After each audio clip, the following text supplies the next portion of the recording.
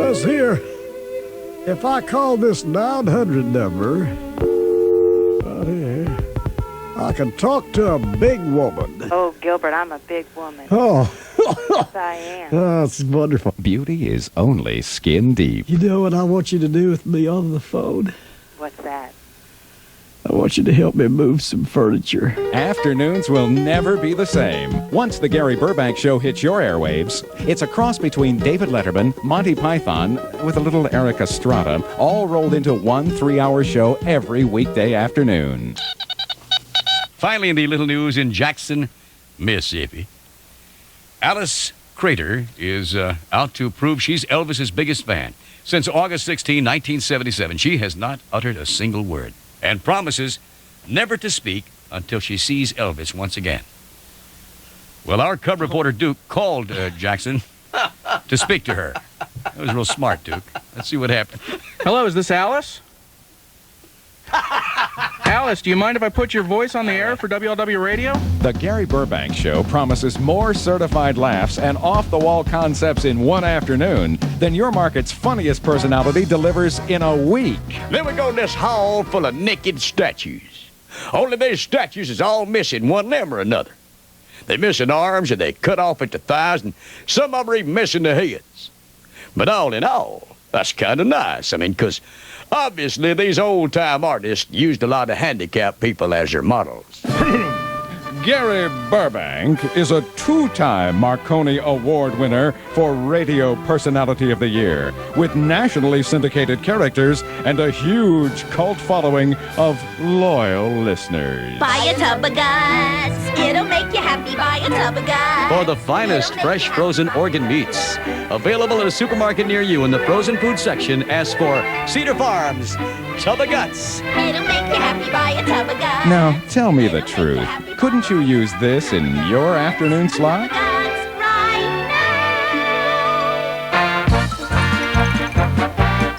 It's the universe's favorite sports quiz.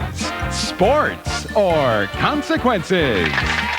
Ben, do this one more time. The question was? The question is, without hitting a foul ball, Or what's is. the maximum number of pitches a batter can receive before being either retired or getting on base? We don't have to play high-low. We've got an expert in the room, and, Thank you, Gary. I wasn't talking about you, but take it, Willie. I've analyzed all permutations, possibilities, All right. and the number is 8. 8. No. Broadbank Burbcasting presents the Gary Burbank Show. Now, if you're in a hurry, call us right now. But if you'd like to listen to more of your new afternoon show, then keep listening to this cassette. Oh, my name is Prince. This is Prince, the Broadbank Broadcasting Corporation commentator. Good day, Prince. Yeah, how you doing? Doing okay. Today's topic, Prince, is going to be the new TV season. And we'd like you to comment, give us your thoughts regarding that. And by the way, when you hear the honk, that'll mean Roger or Duke have a question for you. Okay. The new TV season, Prince, what do you think?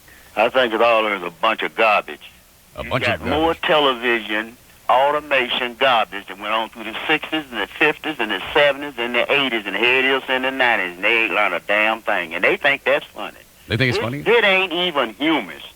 Most of it is. Humus. It ain't educational. I thought that was a bone. Same thing I criticize religious ignorance. You know, we run a test and found out 94% of Americans is religious ignorant. Now, hey, that other 4%, I'm in that. Why should I do anything to help that 90 damn percent? Because they don't care. I'm sorry, we have a question from Roger. Yeah. How do you explain the continued success of Murder, She Wrote? You know why? Now y'all getting ready for O.J. Simpson murder. You see what I'm saying? America got to be murder-orientated. They got to glamorize the murder like they do football and baseball. He's got a point. He's got a very good point. Okay, Duke, please. What was your favorite part of Hee Haw? Is it more the singing or the wacky comedy? I tell you the truth is about it. I'd rather listen to the black guy up there, the one that they sat there, and what was his name? Oh, you're talking about Buck Owens. Buck Owens. Buck Owens. Over here. Yeah. Oh, Charlie Pride? Charlie Pride, yeah. Charlie Pride, I was in the service with Charlie Pride. You used to work with Charlie Pride, didn't you, on stage I went with sometime? him. I went and seen him the first time because a couple of other black guys told me to come down. Let's say this white guy, this black guy sound just, you know what they say? They got a white guy down there sound just like them hillbillies, man. Come on down here, let's check it out. You know what? All right, when I get there, and guess what it was? Charlie Pride. Charlie Pride. Didn't he do Kiss an Angel, Good Morning, No Kiss? Kiss an angel, good morning. Every morning the guy woke us up. I used to tell the guys in the bar, look, cut that mess down. Cut it down. Thank you, Prince. On that thought, Prince, we will thank you for your commentary. Hey, Gary. Yeah. I tell you one thing. You put it like this here. If I was in Haiti yesterday when the guy was doing the beating and killing the man, I'd have accidentally shot him in his ass. That wasn't a question. Duke just fell on his button. Thank you so much, Prince. We'll talk to you later. All right. Good job. My name is Prince. Yo, man. Consumer Affairs. That's wonderful. Hello, my name is Gilbert Gnarley, Gnarley. Yes, sir. Uh-huh. And I was calling, I have a complaint about a faulty product. Which product is it, sir? Well, let me tell you what happened. A few of us from the St. Piers and Nora Golden Buckeye retirement community, we went down to the bus station. Uh-huh. We like to go down, and there's a game we play called I'm Glad I'm Not That Guy. Uh-huh. You've played that? Been at the bus station? No, sir. Very simple. You get you a pop, you know, and you just sit down, and the first one to find someone talking to his shoes or trying to catch invisible birds, you point to him and yell, I'm glad I'm not that guy. Uh-huh. And that means you would have won. Anyway, see, when the festivities started to wane a little bit this was about yesterday, that would be on what was yesterday? Monday. Monday. It was on a Monday because it was after a Sunday. So we never go on Sunday. It's much too crowded. Uh-huh. And it's too easy to play on Sunday, you know, because you just be yelling, I'm glad I'm not that guy. Well, I went into the little old man's place, you know. Next to the guy sitting in the sink, there was your machine. Now, I decided to purchase one of your products. Mm-hmm. And for the price, I figured it was going to be pretty expensive, but it must be pretty good. And then when it came out, it was sealed so tight. And I thought to myself, this has got to be very fresh. So I tore it open, and I popped it into my mouth. And let me tell you, I don't mean to be disrespectful, but this is the awfulest bubble gum I've ever tasted. Okay, sir, we don't... I've been chewing this 4 hours. I'll tell you, it tastes like rubber. Sir, we don't make bubble gum here. Well, it had your number on there. We don't make that. I'm trying to... It says something about... Is it a Ramsey's gum? We have Ramsey's condoms. Yes, it's a gum. That's it. It's the gum. Yes, ma'am. No, it's not gum, sir. It's a condom. A condom? Yes, sir. We make condoms. I'm chewing on a condom? I don't know, sir. I can't believe it. There may be bubble gum in a different machine, but we don't. No wonder it tasted like rubber. They ought to have warnings on these things for old people. It looked like a bubblegum machine. I don't know, sir. That probably explained why the bubbles I've been blowing are ribbed and have reservoir tips. Oh, okay. Oh, well. So you say it's not...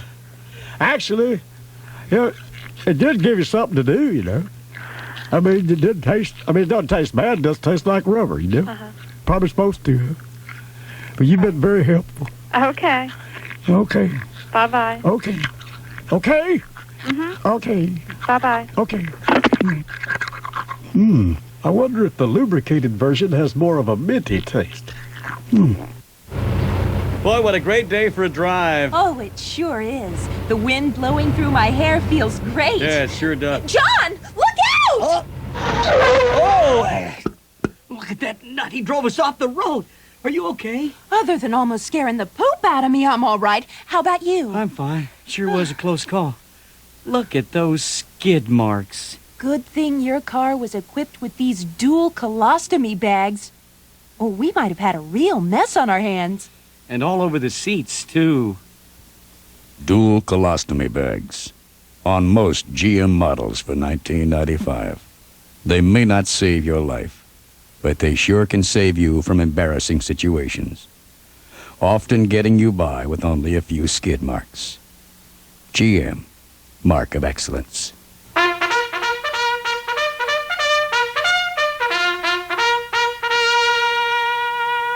You know what makes me sick? You know what makes me sick? I just want to watch a sad movie, squeeze Tabasco sauce in my eyes and cry. Look, Pearl, I have emotions too. You know, men don't got it easy as animals when it comes to finding out who's the dominate male in the herd. I mean, it ain't like we can go out in the field and lock antlers. Give you a good for example here. Last night we at the bar and some young buck comes wandering in off the street and he's drinking a beer down at the end of the bar and he said, "Hey, Pete, I'll have some of them jalapeno hot nachos with 911 Screamer XXX hot sauce." Well, when he said that, a hush falls over the crowd. I walk over to him, I said, "Son, there's two things you got to know about them hot nachos. Number one, only one man in the history of this bar ever ate a whole basket and lived to tell about it. And number two, you're looking at that man." He grabbed the first nacho. It's kind of glowing like it's sprinkled with nuclear waste. He slides it in his mouth. He gives a tiny little shiver when it hits his tongue, and then he swallows it and he smiles at me. I took a nacho. I put 2 extra jalapeno peppers on it. I reached over to the bar side and grabbed a bottle of the extra hot Tabasco. I drizzled that on the nacho and I downed it. Right then, the guys in the bar start diving out of the way, hiding behind tables. He grabs a nacho. He puts 3 jalapenos on it, drizzles that Tabasco on and sprinkles a little cayenne pepper on top. Sticks the nacho in his mouth. And I think I see a little wisp of smoke come out his left ear. And then he tries to smile. And I take a nacho. I squirt lighter fluid on it. I light it, and I swallow it still burning. And his eyes got big tears all welling up, and he grabs a pitcher of water. And I says, "You better go home now, son. Ain't room enough in that John for both of us."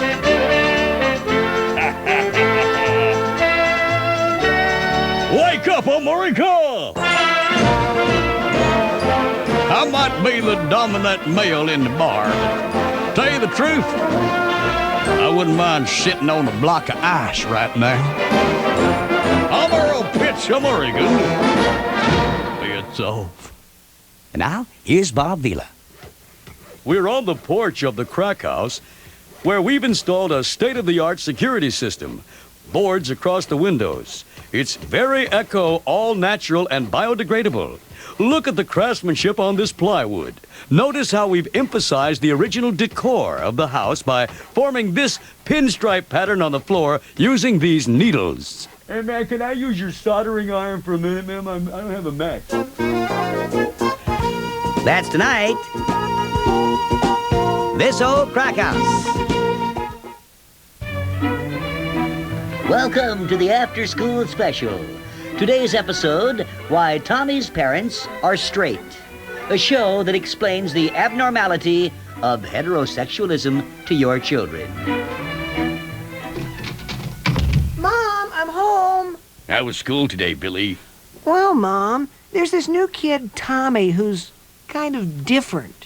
Oh, no. I thought you'd ask me about that, son. Your father, Philippe, and I were afraid that one of those kinds of families would move into the neighborhood.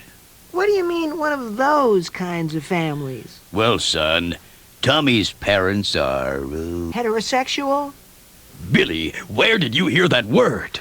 No saying the H word in this house, young man. Sorry, Mom. Let's just refer to Tommy's parents as straight. See, Tommy's father is a man. So is my dad. But his mother is a woman. Mom, are you saying Tommy's parents married outside their own sex? I knew we'd be having problems when we allowed these intersexual marriages to continue. Why can't they just keep sexes pure? But if Tommy's parents are a man and a woman, how do they have kids? Who'd they buy the egg from? Who was the test tube implanted surrogate? I mean, I'm not dumb. I know that you need a scientist to fertilize the egg. Sexual contact. Tommy is a social disease? Now, don't blame Tommy. Don't blame him. He can't help it if his parents are heavy in their loafers. I met his mother, and I'll tell you, for a stiff-wrister, she seems as normal as a lesbian, but Tommy's father is rather odd, son.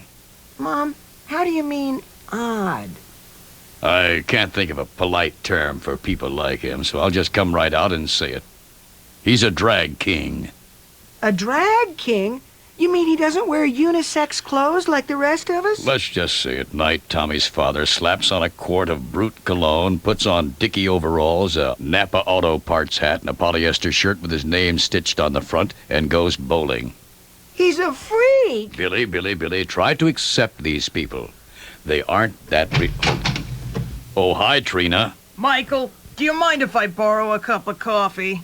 Hey, it's Steve's dad from next door. Did you see who moved in down the street? I saw. A couple of flaming heteros, have you ever Trina, seen? please, I'm trying to teach Billy to be more accepting of these kind of people. But, Michael, didn't you see that guy? He looks as straight as a $2 bill, I'm telling you.